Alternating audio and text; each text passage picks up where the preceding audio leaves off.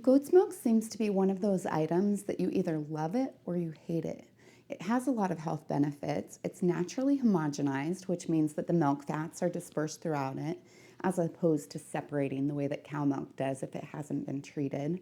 It also has a smaller lactose chain, and because of that, it's easier to digest. So it tends to be better on the stomach and better for people who are lactose intolerant.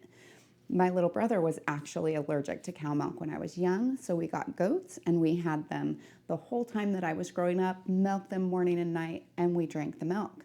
Unfortunately, I was one of those people that didn't care for the way goat's milk tasted. There are certain things that you can do to make it so that the goat milk tastes a little bit better. One of those things is to feed them alfalfa. It makes the milk a little bit sweeter. Another thing is to feed them different kinds of grain. The things that they eat will make a big difference on what the milk tastes like. The bad things would be like blackberries and weeds, the kind of things that people think, oh, great, the goats can just eat this. But it does tend to change the flavor of the milk. The other thing is cleanliness. The cleaner your goat is when you're milking it, the better it's going to be, especially the hairs. You want to make sure that any hairs are trimmed off from around the udder so that nothing falls in the milk. Otherwise, it will give it that musky, goaty flavor.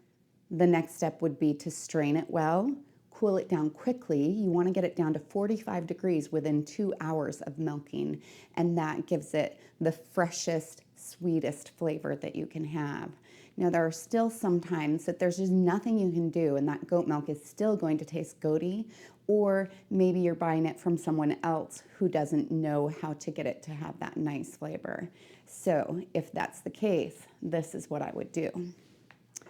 You take 1 cup of goat's milk and anywhere from 1 to 3 teaspoons of honey. I have 2 teaspoons here. I then put in anywhere from 1/4 to 1/2 of a teaspoon of vanilla, and I mix it together. And voila.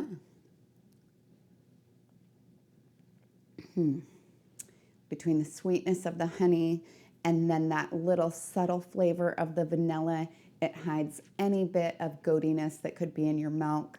An additional thing that you can do to this is put it in a blender with some ice, and then it'll be really cold, and that gives you a nice iced milk treat.